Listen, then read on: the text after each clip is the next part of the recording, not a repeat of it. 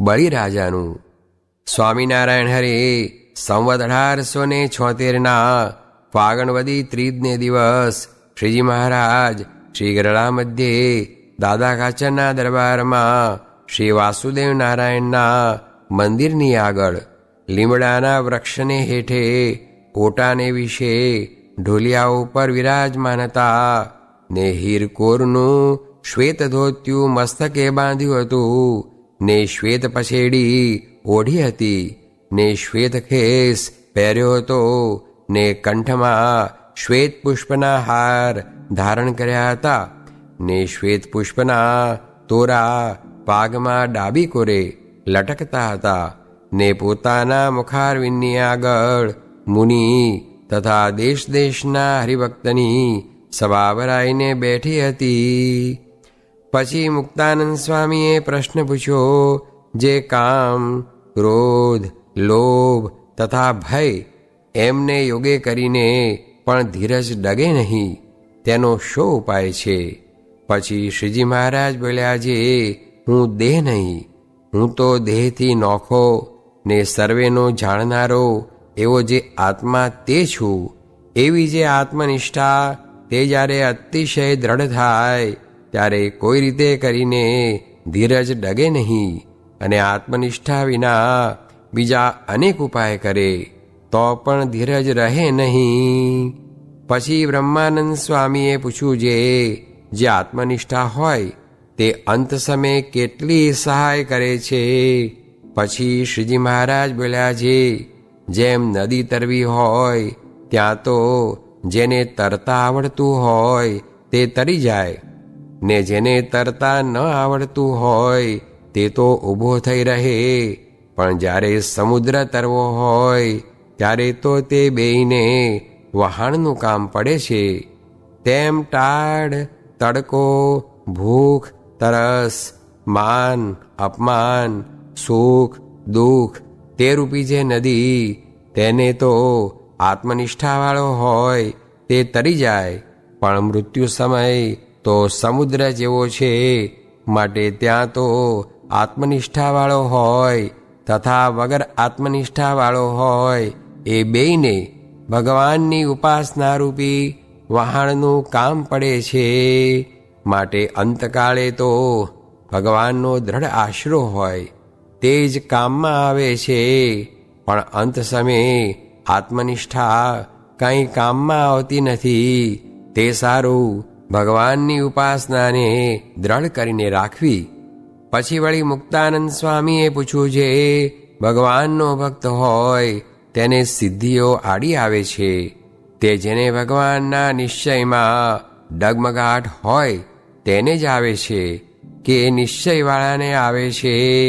પછી શ્રીજી મહારાજ બોલ્યા, સિદ્ધિઓ તો જેને પરિપક્વ ભગવાનનો નિશ્ચય હોય તેને જ આવે છે, અને બીજાને તો સિદ્ધિઓ ઘણી દુર્લભ છે.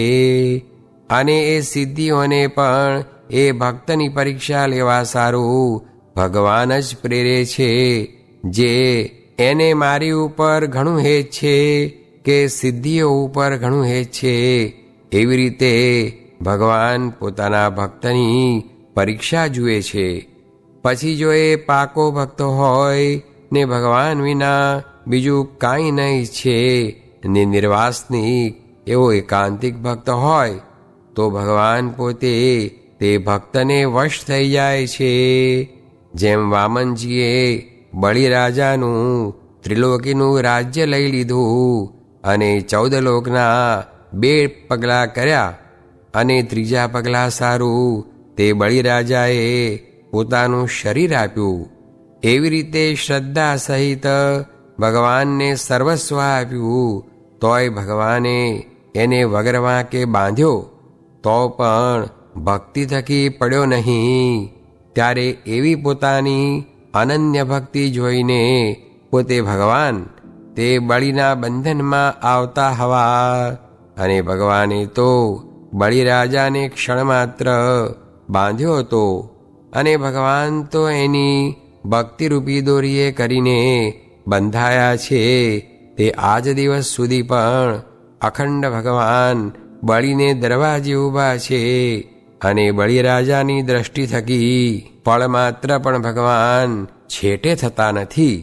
એવી રીતે આપણે પણ બીજી સર્વ વાસના ટાળીને અને ભગવાનને સર્વસ્વ અર્પણ કરીને ભગવાનના દાસ થઈ રહીશું.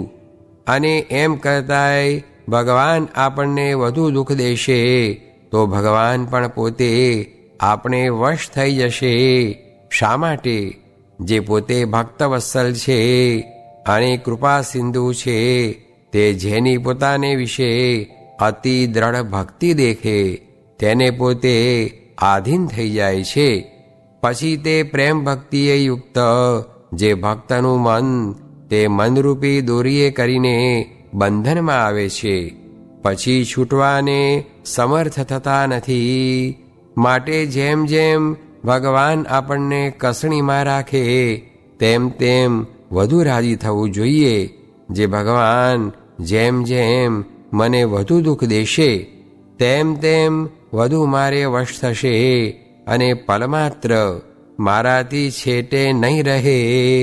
એવું સમજીને જેમ જેમ ભગવાન અતિ કસણી દેતા જાય તેમ તેમ અતિ રાજી થવું, પણ કોઈ રીતે દુઃખ દેખીને અથવા દેહના સુખ સારું પાછો પગ ભરવો નહીં. ઇતિ વચનામૃતમ. એ રીતે ગરડા પ્રથમ પ્રકરણનું 61મું વચનામૃત જે તે થયું. સ્વામિનારાયણ સ્વામીએ વાત કરી છે, સાધન કરી કરીને મરી જાય તો પણ વાસના ટળે નહીં. એ તો મોટા અનુગ્રહ કરે ત્યારે જ ટળે છે.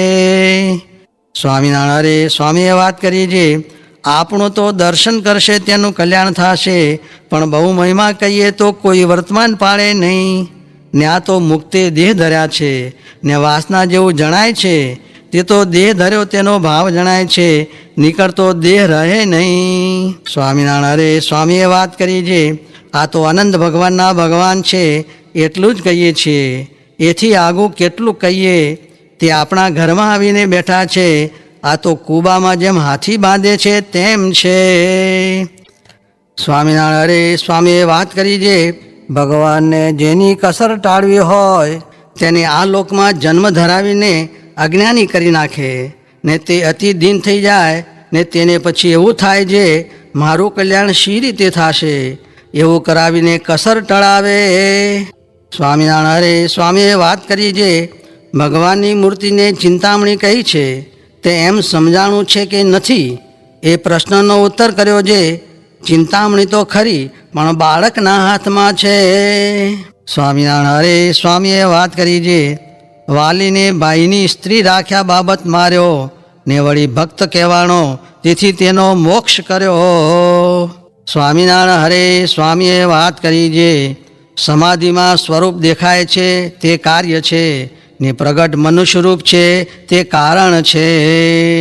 સ્વામિનારાયણ સ્વામીએ વાત કરી છે, આપણને ભગવાન તથા સાધુ મળ્યા છે ને ઓળખાણા છે, તેથી કાંઈ કરવું રહ્યું નથી પણ શાંતિ થતી નથી. તેનું કારણ એ છે જે વિષયમાં રાગ છે, જે મનનું ધાર્યું કરવું તથા આજ્ઞા લોપાય તથા અજ્ઞાન એ ત્રણે કરીને શાંતિ થતી નથી. સ્વામિનારાયણ સ્વામીએ વાત કરી છે, જન્મ થયા મોર શાદી ક્યાંથી લખાય, તેમ પુરુષોત્તમ આવ્યા નહોતા તેની વાત શાસ્ત્રમાં ક્યાંથી લખાણી હોય. સ્વામિનારાયણ હરે સ્વામીએ વાત કરી છે, જેતલપુરના માહોલમાં મુક્તાનંદ સ્વામી આદિક પરમહંસને શ્રીજી મહારાજે પૂછ્યું છે, અમે જે ધામમાં જઈએ છીએ તે ધામમાં તમારા વખાણ થાય છે ને જે શાસ્ત્ર સાંભળીએ છીએ તે શાસ્ત્રમાં પણ તમારા વખાણ થાય છે. તે તમારામાં એવી શી મોટપ છે જે સર્વે ઠેકાણે તમારા વખાણ કરે છે.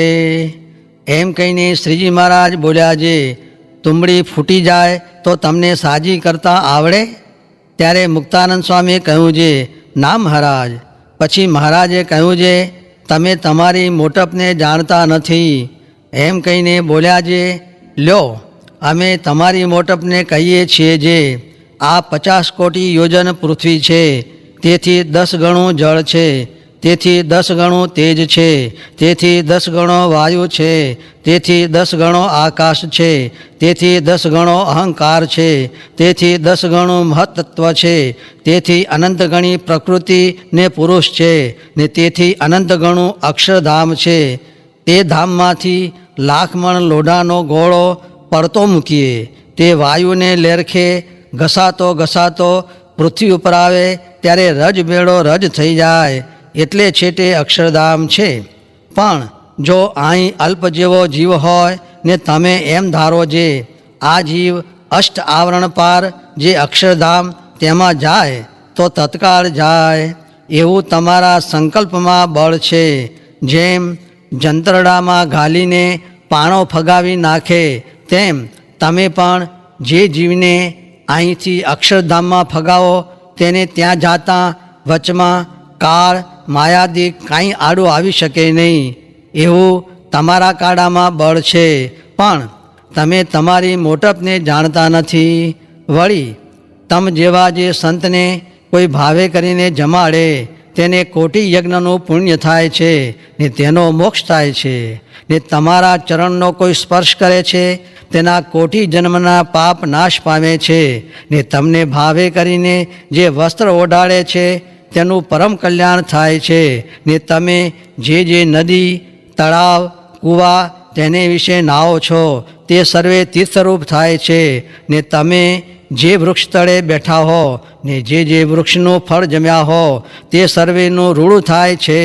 ને તમારા કોઈ ભાવે કરીને દર્શન કરે છે ને કોઈ તમને ભાવે કરીને નમસ્કાર કરે છે તે સર્વેના પાપનો ક્ષય થાય છે.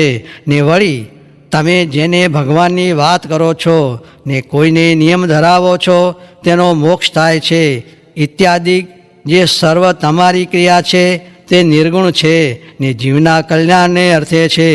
ને આવો જે તમારો મહિમા તે શેણે કરીને છે તો સર્વ થકી પર જે અક્ષરધામ તેના પતિ એવા જે આ પ્રત્યક્ષ પુરુષોત્તમ ભગવાન તેની તમો સર્વેને સાક્ષાત્કાર પ્રાપ્તિ થઈ છે.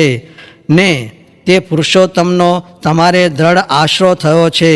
ને પુરુષોત્તમ આ તમારી સભામાં આવીને બેઠા છે ને તમોને પોતાની મૂર્તિનું પ્રત્યક્ષ સુખ આપે છે. માટે હવે તમારે કાંઈ કરવું રહ્યું નથી. ને જેવી અક્ષરધામના મુક્તને પુરુષોત્તમ ભગવાનના સુખની પ્રાપ્તિ થઈ છે તેવી તમારે પણ આ પ્રત્યક્ષ પુરુષોત્તમના સુખની પ્રાપ્તિ થઈ છે. તે પુરુષોત્તમના સંબંધે કરીને આવી તમારી મોટપ છે. ને વળી અનંત કોટી બ્રહ્માંડમાં અમારું કર્યું થાય છે ને અમારે પ્રતાપે કરીને તમારું પણ અનંત કોટી બ્રહ્માંડમાં કર્યું થાય છે, પણ તેને તમે જાણતા નથી. તે આવા અસમર્થ રાખ્યા તેનું શું કારણ છે? તો આ પ્રત્યક્ષ ભગવાનનું સુખ લેવાને અર્થે તમારું સામર્થ્ય રૂંધી રાખ્યું છે. ને જે તમારું સામર્થ્ય છે તેવું જો હું દેખાડું તો તમારે આ લોકમાં કોઈની ગણતી જ આવે નહીં. તેણે કરીને કોઈ જીવનું કલ્યાણ પણ થાય નહીં. માટે નિર્ભય થઈને પ્રત્યક્ષ પુરુષોત્તમનું સ્મરણ કરજો, પણ આ લોકના દુઃખે કરીને દુઃખ પામશો નહીં.